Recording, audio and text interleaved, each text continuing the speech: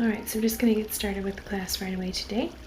So you can draw your standard shape, whatever it is that you prefer. I'm just going to go with my box that I always draw, because that's what I do. Again, you don't need to draw the box this big, you can have it whatever size you'd like. So this first one is a really easy pattern. It's very, very simple and mindless. You're just going to kind of draw a wobbly shape. It doesn't have to be off the page like mine is. It can be a full shape that you see, like a kind of just like a, I don't know, an over easy egg in the pan. You can draw it however you want.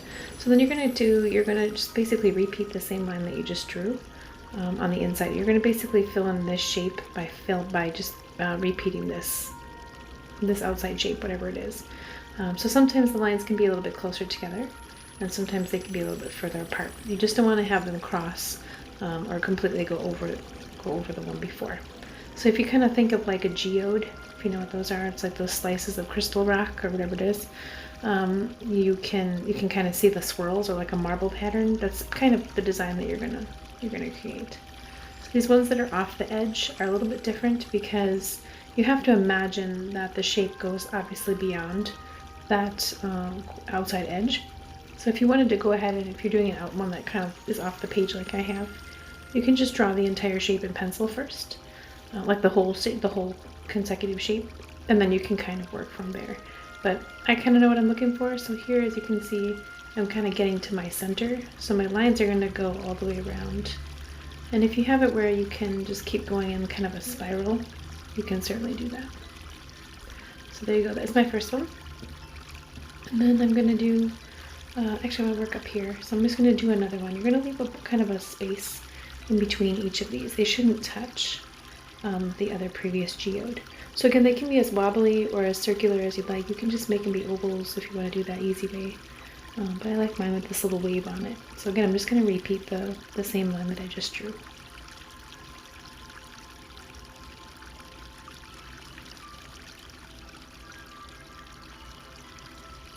See how they're further apart there and a little bit closer there? So that's a nice look. They don't have to have them be exactly an exact copy of the one before. It can be kind of in a little bit. It's just supposed to be a free-form line, nothing too thought-provoking or anything like that.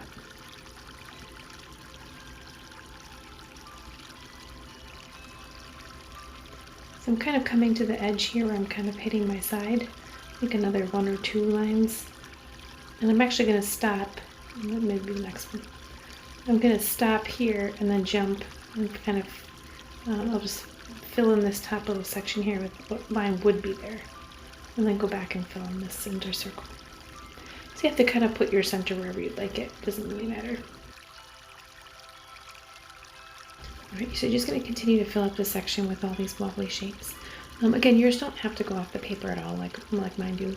I like the look of that, so you can just draw all of your shapes directly inside of your section, however you want to do it. They can be smaller, smaller shapes than what these are.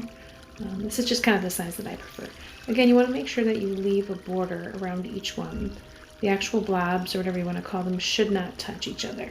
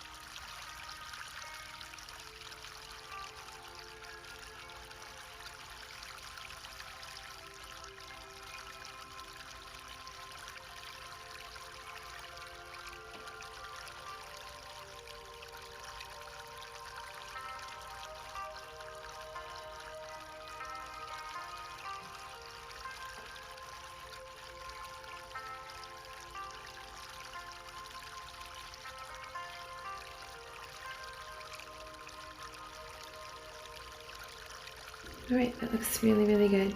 So now your last step is to color in the background. So that whole gap that you put in between each of the geode shapes or the blob shapes, you're just going to color that in either black or whatever color you'd like. You could use like a really dark gray.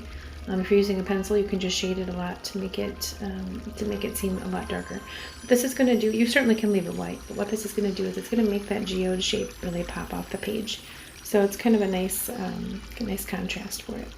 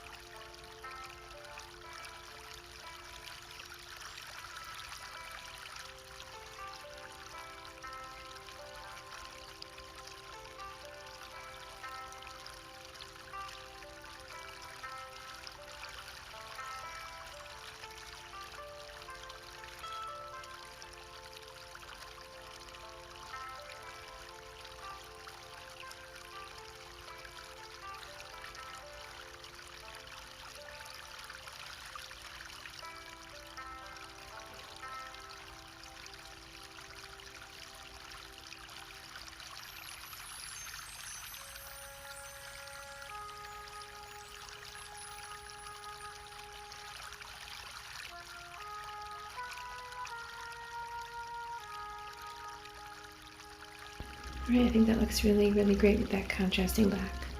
I always forget to put my drawing board underneath here, and then it sticks to my table, so I gotta fix that problem right now. Alright, so let's go on to the second one. I'm just gonna draw another box. I'm gonna happen to draw a really tall rectangle. You can draw whatever shape you'd like, of course.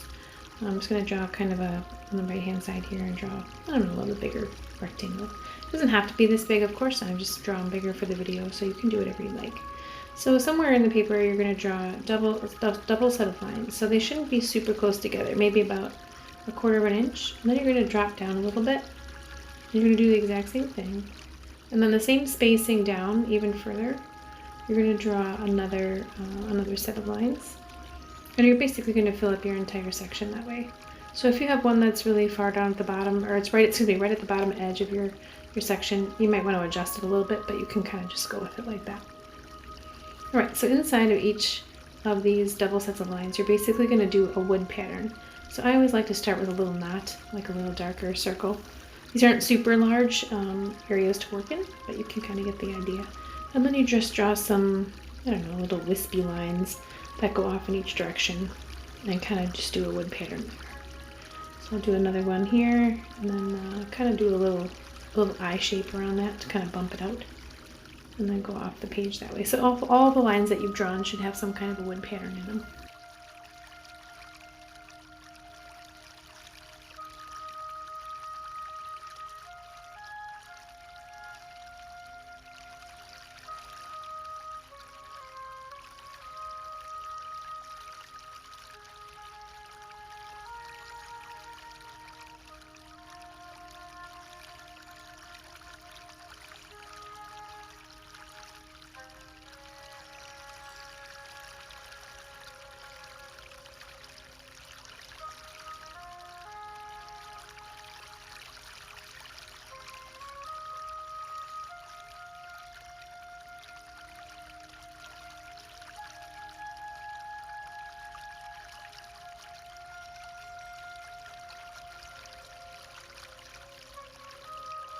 All right, I think that looks really, really nice. So now in these larger sections, you're going to draw some vertical lines. So they should be kind of, I don't know, different widths apart. You can have a big jump here. You're basically going to draw some books is what you're drawing. So you don't want them all to be the same size. You're going to do, some thicker ones and followed by some thinner ones, by some really, really skinny ones. You don't need to have 100 books on your shelf, so you can have them whatever size you'd like. But just kind of make it realistic, I guess. Like this isn't that big of a shelf, so you wouldn't have probably a whole set of encyclopedias that are all the same size. You're going to have them all random. All right, so now how you fill this in is on the top of, just pick a couple of them. You're going to do an arch line just like that at the very top. And then you're going to color that in. So just a little section, and what this is going to do is it's going to make this book appear to be shorter than the other ones next to it. So you can just pick some random books. You don't have to all be the thick, fat ones. You can do some thinner ones that have this little top. Some of them can drop down quite a bit. If you have they just be a little piece like this one here. And some of them can have a really large section.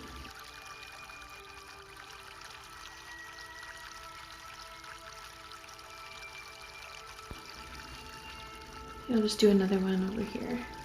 And again, they don't have to be the same size as the black area. You can have some a little bit thicker, some a little bit thinner. It doesn't really matter.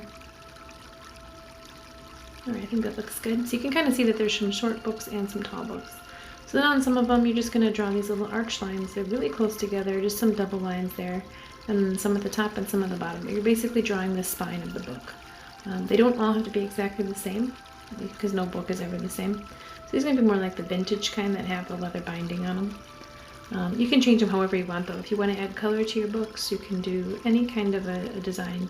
But you do want to put something on each of the books, otherwise it just looks kind of like it's not really a book. I had some when I first did on my practice page and I didn't put any lines on them, and when I went back and looked at it, it just looks like there's some weird bookmark there or some weird bookend, and it doesn't look like books. So I encourage you to put some kind of design on each of the vertical sections. Whether they line up or not doesn't really matter, but put a little something on each one so it looks like a book.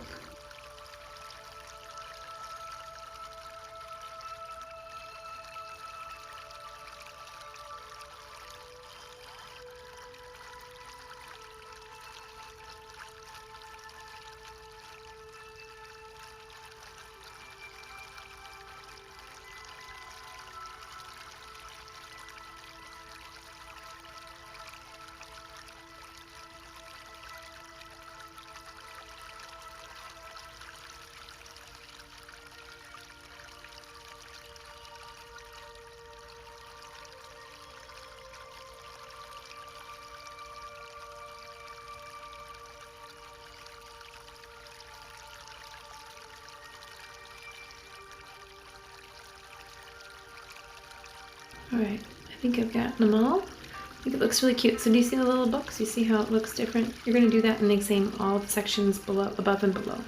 So again, you don't want to have the lines line up. So you don't want to do another book where it's exactly lined up with the one above. You want to jump over, kind of pay attention to what's on the shelf above it so that you don't have, lines that line up exactly. Like those two there are kind of close. I might not have wanted to draw them exactly like that, but just kind of take a look and see so you don't have everything, the lines exactly in the same section.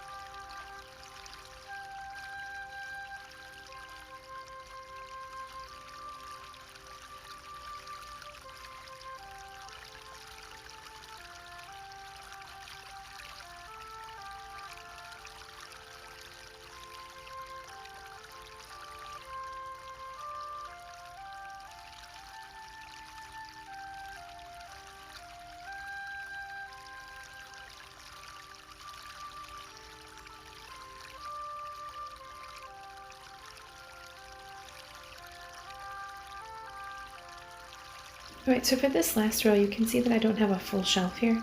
So I'm basically just going to be drawing the vertical lines like a normal. And then all you're going to see is the top section of the books on this one. So I'm going to still do that black spacing for the short books. And then put a little bit of decoration on the top of each book, but obviously you won't see any decoration on the bottom side. So that side will just kind of die off like that.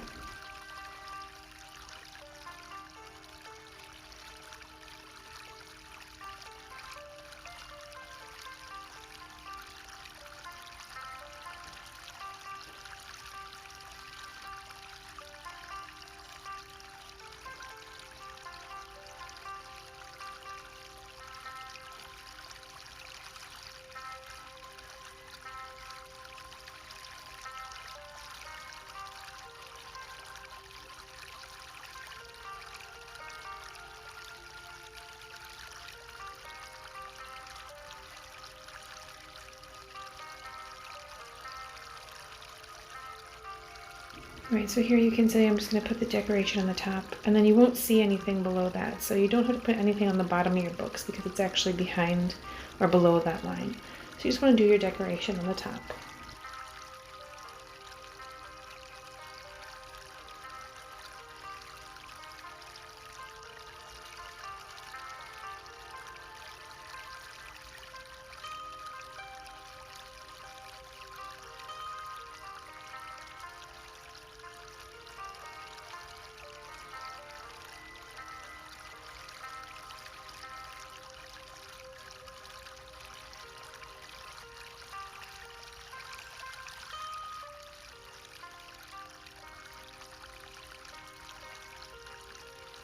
So likewise with this top section, all you're going to see is the bottom of the books. So you're not going to draw any black spacers at the top for the shorter books. You're just going to leave them all horizontal, vertical lines like this. And then you just put the little decoration on the bottom of each of the books.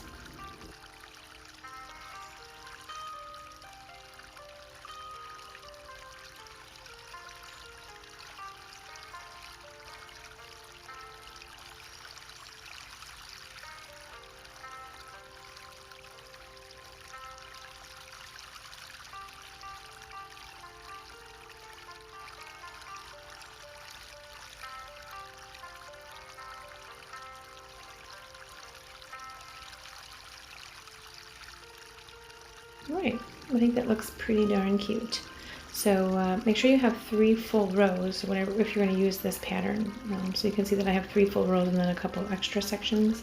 Just make sure that you have 3 full rows to use this section in there. Alright, so the last one that we're going to do is, or pattern I meant, the next thing we're going to do is a border. So you're going to start out with a swirl pattern like this. This one is kind of, I like it and I don't like it. So I practiced it and I liked it a lot, and when I came back and looked at it, I didn't like it. So right off the bottom of that, you're going to draw another swirl.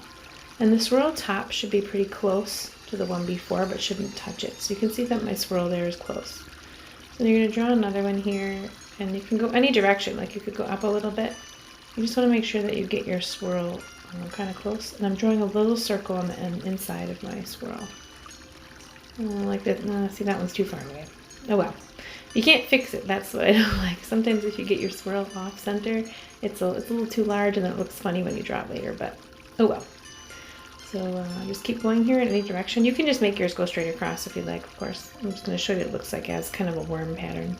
So I like that there, I don't like that there. It's one of the reasons why I'm not sure I like this border, but here we go.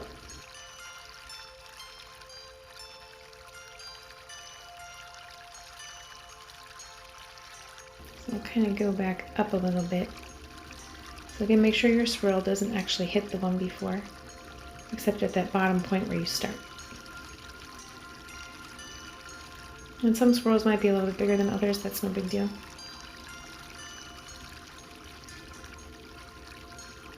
And you can make these as flamboyant as you'd like. You can have it where the swirl starts out thicker, and then it comes back and gets smaller as you go to the center, or whatever. So now, let's see if I can end this somehow. I don't know. You can end it somehow, or you can just kind of leave it.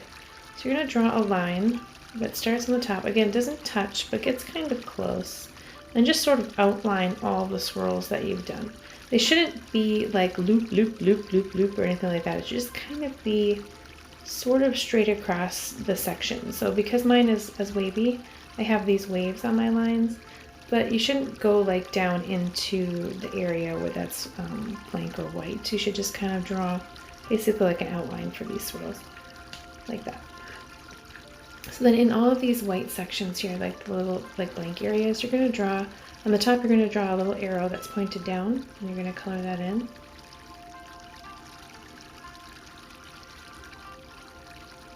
And this can be as big as you like. I kind of just like the whole thing filled in. But again, it's not touching anything. It's just a free floating triangle in there. It doesn't touch the top line. It doesn't touch the swirls. It kind of just fills in that blank white section. You could do circles here if you'd like. You could do any other kind of pattern that you want. You don't have to do these triangles, but that's kind of just the way that I saw it. So some of them are going to be a little bit smaller, like this one here, because these swirls happen to be closer together. So this one here on the end, I'm just going to kind of draw a half triangle.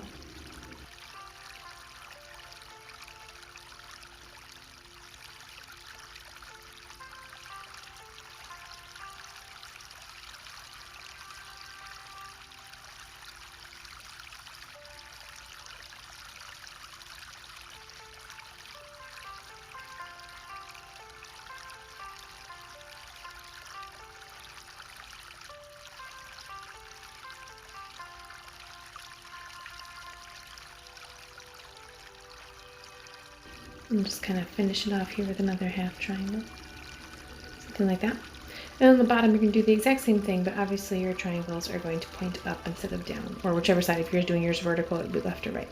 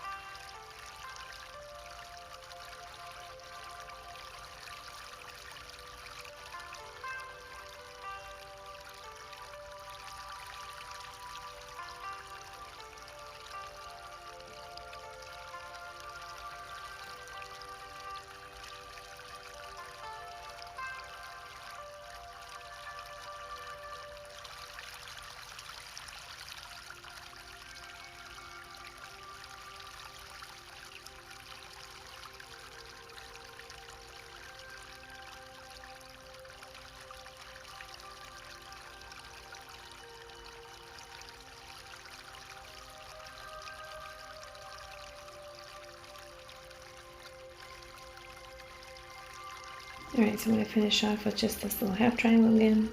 And then from here, again, you can do anything you'd like with this pattern. You can do just another double line. You can kind of create like a border and do another double line that kind of mimics the first line that you drew. Or you can fill it in. You can do anything you want here with this thing. You could repeat the pattern again. You could have bigger swirls kind of shooting off, whatever it is they want. You could put scallops on it like I'm going to do right now. And then fill those in however you wish for that. It just depends on what your design calls for. So this is a really nice versatile border that you can use anywhere. You can have it go in a circle if you wish. So if there's something kind of like a medallion that you wanted to do in the middle, you can kind of make it into a ring or a circle with these swirls. You can make them where they start out very large and then they get smaller as they fade off. So it's up to you. Anything is possible with that. On the bottom, you could just do like a thicker line. You know, use a marker or a Sharpie or whatever it is that you draw with, and you can just kind of add a really thick border if you need some kind of a contrast on there. You can just do this like that, and then again, you can make it whatever it is that you'd like.